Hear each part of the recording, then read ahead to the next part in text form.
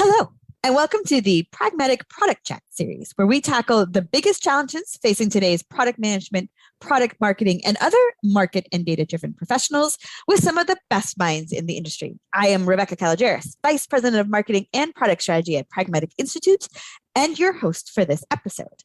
Today, we are very fortunate to have on with us Kirsten Butzow. For those of you who have listened to us for a while, you will definitely have heard us before, her on the show before. She is a longtime product pro. She was an instructor for us for many years, and she is currently the Senior Vice President of Customer Operations at Houghton Mifflin Harcourt, or HMH, as we like to call it. Hello, Kirsten. Hey, Rebecca. Super excited to be here with you today, as always. I always enjoy our conversations. And one of the things I always like that you bring to a conversation is the perspective from the different companies you've worked with, the different roles you've had. And in this current role that you have in customer operations, I think you have such a great ability to combine all of those and really look at customer operations, right? Which is really about driving customer success and looking at it in a way that's really holistic. And I think maybe even more pertinent to product management and product marketing than they realize.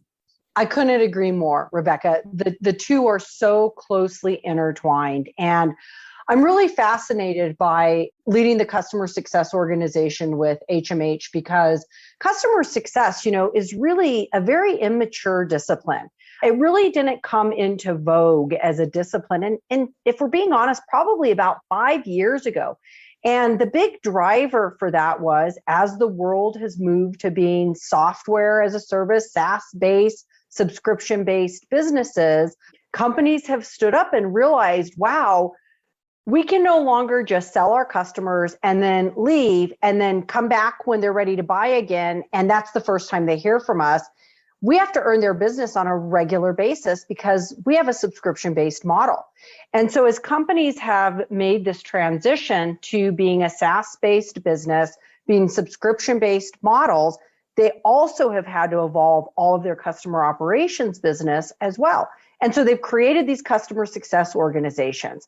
Now, what's really great about that is customer success started as, well, we should definitely have a group of people who check in with our customers on a pretty regular basis and make sure they're happy. So they're just constantly renewing their products and they're perpetually delighted with us. And so the industry stampeded to starting to create a customer success organization. And now we're at a maturation place where the industry is saying, wait a second, what does that really mean? And are we too late to the game if we're starting a customer success conversation long after that customer has purchased and implemented their solution? And is customer success really a department, or is it a discipline that we need to think about across the entire organization? And I think we would all probably agree it's definitely the latter of the two in that statement that I just made. Enter product leadership, because where customer success really starts within an organization is understanding the problems that you're solving in your marketplace and building those solutions that will delight those customers such that all the downstream effect starts to become easier. And when you go ask for that business again in a subscription model, it's a self-evident transaction. So if we think about customer success as a discipline, as a department, as a group whose job it is to perpetually check in with your customers, it's impossible to divide that from all of the upstream effects, particularly with the solutions that you're identifying need to be built to satisfy customers' needs in the first place. Well, I love this way of thinking about customer success because I think, there was they bought it. We will come back to them when they renew or when we need them to buy again. We realized that was wrong and we needed to help them be, successful customers and shorten the time to value and all of those pieces. But so many people thought, okay, we're going to start at that point. They have bought. And now let's throw onboarding at them and let's throw like a customer rep who can hang with them. And you're saying like, that's too late, right? We can't just think about it then. We have to think about customer success from the very first thing, from when we determine what we're going to build and how we're going to create solutions. Every step of that process, every step of the funnel has to have customer success in mind. Yes, absolutely. You know what I always say to my team, my customer success team in particular, is our destiny on success to a high degree has been preordained when a requirement for a product has been written. Because it's at that moment that we either have or have not correctly identified what it is that customer needs from us to solve for them in a value-driven, high-impact way. And then we've got to deliver on that. But if that doesn't happen, by the time it gets to us, we didn't even know it, but our future has sort of been predestined. I was watching the Apollo 13 movie with Tom Hanks over the weekend. It was on and I caught it. And it's a great movie, right? And I'm always struck by the end of that movie when they talk about the part that failed that caused the explosion on Apollo 13 actually happened 2 years before the mission. It was a 2 years before the mission event. And that's kind of what we need to think about. We need to think about the connection between what's happening when we go out there to have these dialogues with our customers to make sure that they're up and running, they're renewing, they're delighted, they want to continue and repeat doing business with us. If we don't understand the connection to the things that we're building way up front and the way that we write those requirements way up front, we're almost setting ourselves up for a shortcoming down the road and we don't even realize we're doing it. So trying to create that interconnectivity is really a critical way to think about customer success within your organization. But I think, when we think about it starting up in requirements, there's so many stops along the way that a successful company who's sort of put it into their DNA is going to think about, because I have built the right product that will help someone be successful. But am I putting it to that someone? Right. It would be another place from your product marketing side, your go-to marketing. It could be a great product that solves a problem. But if I am just selling it to everyone, or if I'm not attracting the people with those problems in those areas, then again, I'm not setting it up for customer success. If I've sold a product that what it really, really does is solve problem A, but Kirsten, you don't really have problem A, you've got problem B, then you will not be successful with that product. No, I mean, you're right. It starts with the requirement. It goes to what we build. It goes to how we position it in the marketplace. Are we positioning it correctly? It goes to how we talk about it in the way that we position it in the marketplace. It goes to how we onboard and implement. How are we training people? How are we overseeing their implementation? And if you haven't really made that customer success connectivity at each one of those steps in the value chain, by the time it lands on the customer success proper department's desk, they either have been given a scenario on a silver platter, or they've been given a moving box that was packed by, a moving company and shows up at your moving destination that is labeled kitchen parts, but it's really got, some photo albums and a vase or, various and sundry things, right? So kind of which scenario do they find themselves in engaging in that conversation? And when you think about it, what you really want your customer success organization to be able to do is to unleash and amplify all of the goodness that you have set up as a company upstream at every step in the value chain, so that they are maximizing customer experiences in a way that drives customer outcomes, such that that renewals conversation, the thing you care the most about with your gross retention and net retention rates and customer success, are a self-evident byproduct of that chain of events. So then if we think about it from a philosophical perspective, right? As a company, we should strive to be market-driven customer success fanatics, right? So, I would definitively agree with that, Rebecca. Yes, perhaps we could actually change our titles, because I really am enjoying that sort of market-driven customer success fanatic I like the two plays, right? You've got to care about your customers in the long run, but you've also got to look at the bigger market so that you're feeding that funnel. I think you are distinctly or almost uniquely capable to answer this question. So we've talked about this. More and more organizations, certainly more and more organizations we work with, do have a proper customer success function. Customer success, though, is not only a result of those efforts. So for our product teams listening, what are the steps? How can we sort of operationalize their thinking about customer success and their partnerships along the way? I mean, Rebecca, Pragmatic Institute has a great saying where they talk about Nahito, right? Nothing important happens in the office. first and foremost, they've got to get out of the office. They've got to get out of the office and really watch the things that their customers are doing with their solutions.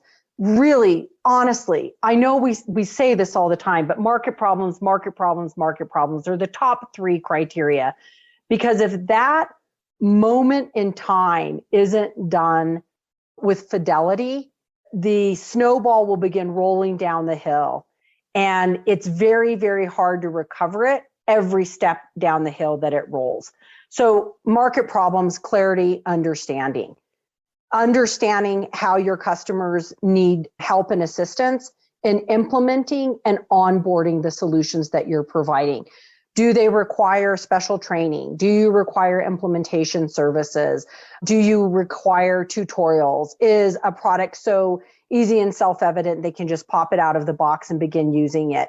You might have the answer is yes or no to all of that. But the point is, part of the solution that you're identifying, fulfilling in the marketplace isn't just about the feature functionality that you're building in your product.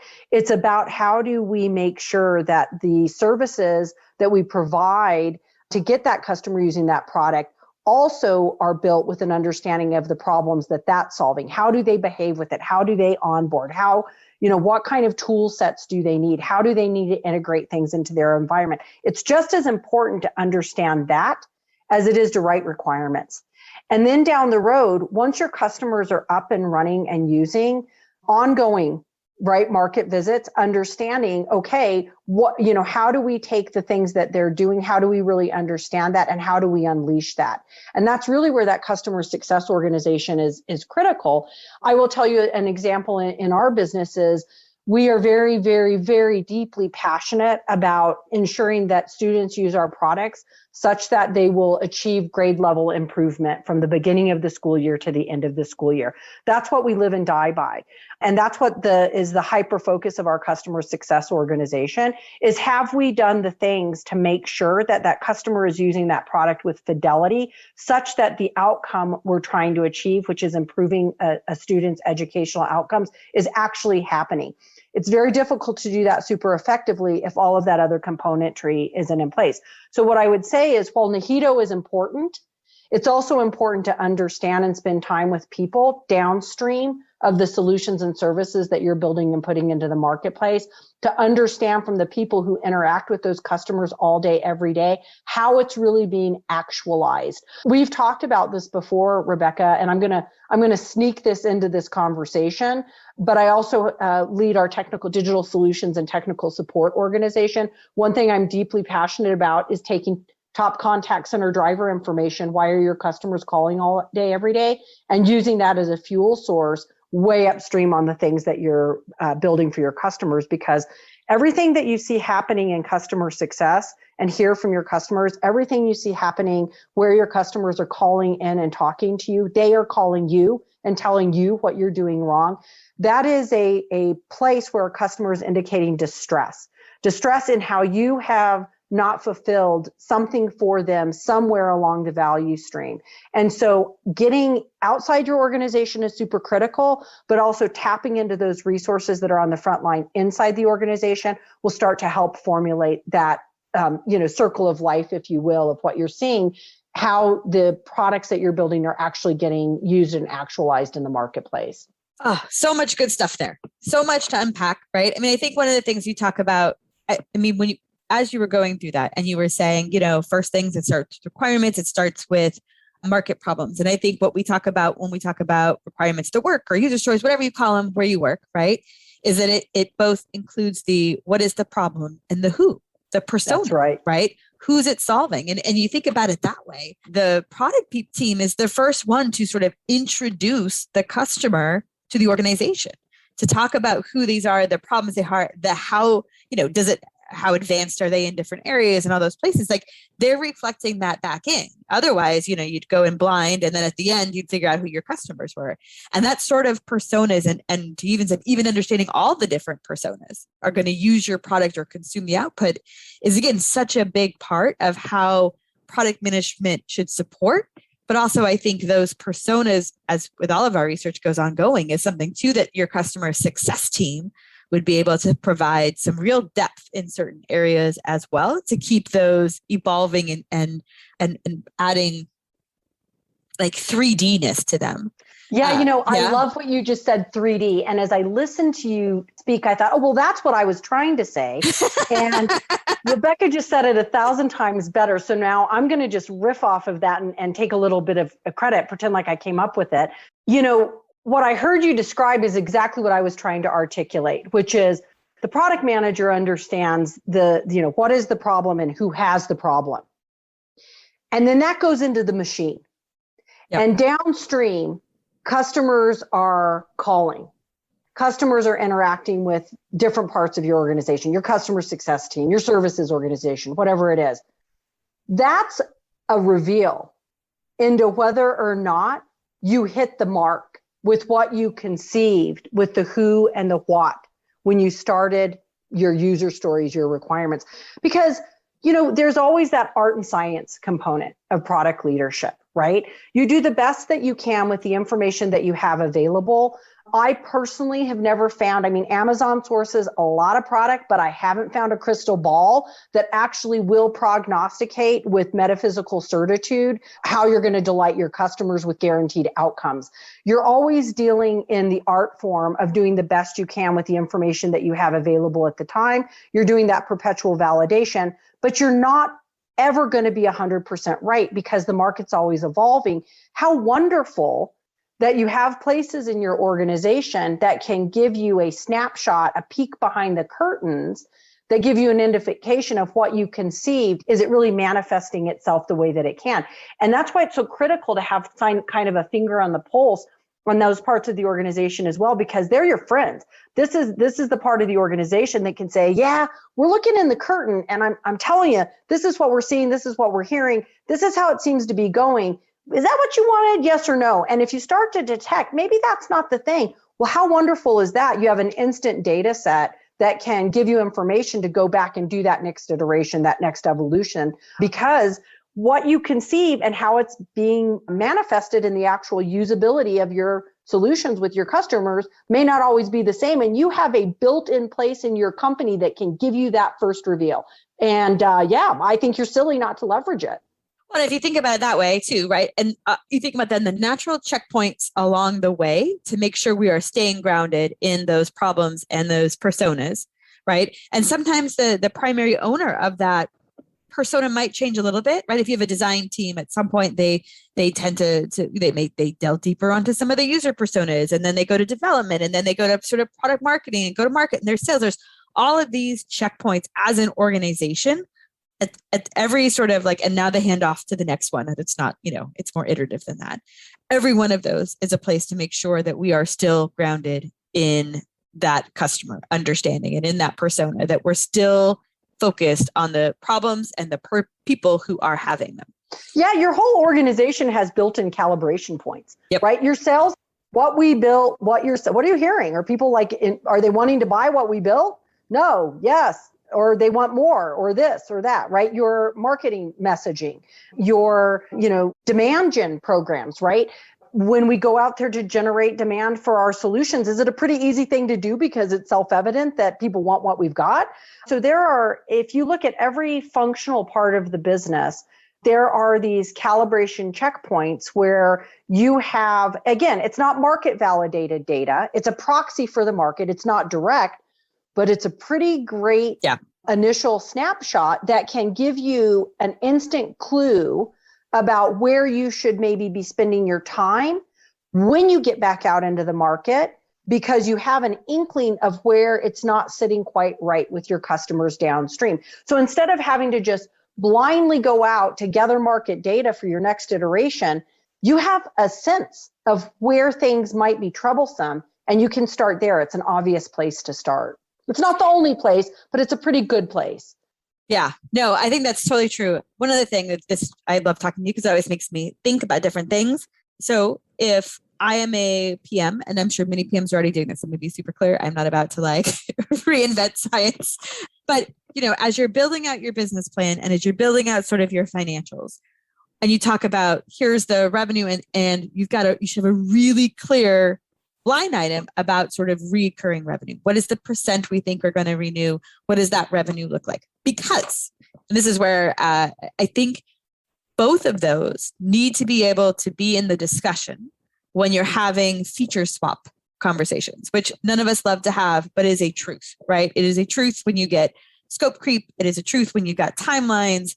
And I think if we're not discreetly talking about those two and the importance of both from the beginning, it's very easy to end up with a product that's going to drive the initial top line to the harm of the ongoing renewal rates. And you want to make sure you balance those both out so that you're not pushing the problem downstream in the organization or just down further in your financials, right? So I think by being really clear upfront that the revenue from this product, there's the upfront revenue, there's the ongoing revenue. Here's how we think that if we build these right features, we're going to see this in the other pieces, allows you to take that whole picture into account within the organization. Yeah, I love the way that you just couched that about using that to evaluate, making those trade-off decisions. Because, the world exists, we all function in an environment of allocation of scarce resource, period. End of story. The world is not filled with unlimited resources in any way, shape, or form, regardless of the resource in question. And time, money, scope is no different when making those difficult decisions about what you're going to build for your product. I would encourage product managers to think very carefully about your gross retention rates and your net retention rates, right? So are we keeping the customers we have, and what's it take to keep them? And are we expanding customers as well? So it's not enough just to keep the customers that you have, but you also want to be perpetually expanding those customers. So having a real sense for what your gross retention rate is, what your net retention rate is, what the drivers of those two numbers as indication of churn and expansion are providing, and then balancing your feature trade-off discussions to make sure that you're sort of covering both buckets when you think about the solutions that you're going to put your limited resources to, because you can't do it all. But if you put it, it's kind of like going after new business versus keeping the business that you've got, right? You've got to think about keeping the business that you have, but you also want to think about what it's going to take to expand your marketplace. Yeah. And I mean, you really do need both, but sometimes I think product could, in some situations, certainly no one listening here, but you focus most on sort of the net new revenue and building the products and offerings that bring in, right? And maybe abdicate a little bit the responsibility for the other pieces. But I think it's an important part to own in the design up front, because as you said, it doesn't start at the end, it starts at the beginning. And sometimes the features or the offerings or the time spent in development up front may not be as sexy feature, but maybe just even more critical to the online piece. And it just allows you to arm those two pieces. Yeah, it comes back to the three slices of the market segmentation pie, where you've got customers, people whose problem you've already solved are in the market using your solution. You have evaluators, people who are actively shopping to solve a problem, and you have those potentials. People who, have a problem that you don't even know, or they don't even know you're going to solve for them. And if you don't balance all three pieces, it's not to use a trite analogy, but it really is a three-legged stool. And if you only ever focus on one slice of the pie or two slices of the pie, it will always be at the detriment of a different slice of the pie. And so it's really critical that you're constantly balancing all components, because one of my favorite quotes is the modified quote from Carl Sagan is reluctant mutators often perish. If you only keep talking to the same, your customers over and over and over again, they'll keep reinforcing all the things that they want you to do with existing solutions, but they'll never take you to that next innovative place. That has to come from those potentials. And so if you trade that off, you'll be Kodak. I mean, you'll be name any various and sundry companies that I'm sure their existing customers were perpetually reinforcing, telling them how great they were doing on building the things that they wanted, but they overlooked that potential in the marketplace. Conversely, if you only think about the shiny new objects and you end up with an irate customer base, well, that's a primary source of your expansion, right? So it's at the detriment. So it's really always, it's very much a balancing act. And what I think is great, where we started this conversation is you have ready-made data points to help you with this balancing act throughout your organization that you can leverage. And you don't have to start all of these conversations from scratch out in the marketplace, because you've got those data points that you can leverage. Now, again, the holy grail is what the market tells you. Everything you do, everything you deliver must be dictated only by the market, only by your customers, right? Absolutely. Everything, your release schedules, your messaging, your sales plans, that all has to be market driven. But I really am such a firm believer that you have so many wonderful proxies of the manifestation of what you are doing and building as product leaders throughout your organization that can jumpstart you and frankly save you time likely in your roles. It's just such an often overlooked resource that I really think people should think about tapping into. Absolutely. And like you said, it's that balance, right? Market driven, customer success fanatic, but it's got to be based on the market. Okay. My final question, you know what it's going to be. If you could have people listening do 2 things differently tomorrow based on what we talked about today, Kirsten, what would it be? 2 things differently tomorrow. I would deeply encourage, can I only have 1 thing? Can it just be 1? Does it you want to give it like all of the extra? Yeah, but can it be okay. can it be like a 4, like a point A, point B 1? So I look, I don't know how many numbers this will qualify for, but this will be my answer. I think what I would really love product leaders to do is take 1 week on their calendar.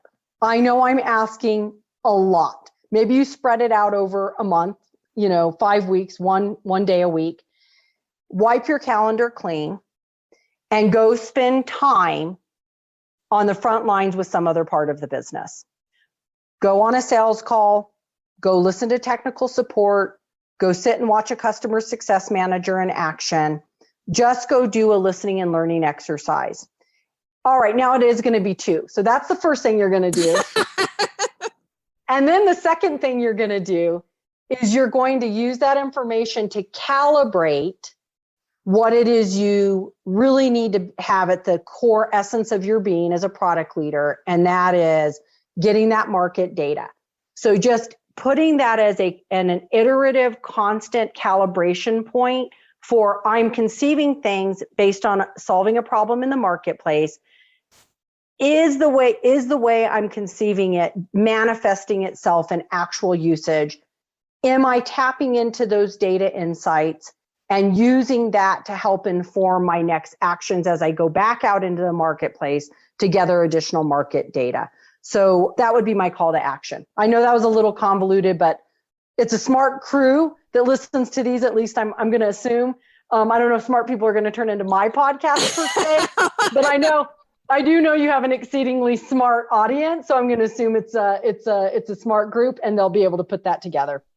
And I think I'm pretty confident that they will find that you are a good rule follower and came up with 2 just as asked. So that's okay, perfect. Thank goodness. All right. Thank you, Kirsten. As always, it is so much fun to have you on. Super fun. I always love the opportunity, and it was great visiting with you today, Rebecca. Thank you for having me. Awesome. All right. That does it for today's episode. Thank you, everyone, for listening. And don't forget to join us next week when we tackle another great topic designed to help you elevate your product, your company, and your career.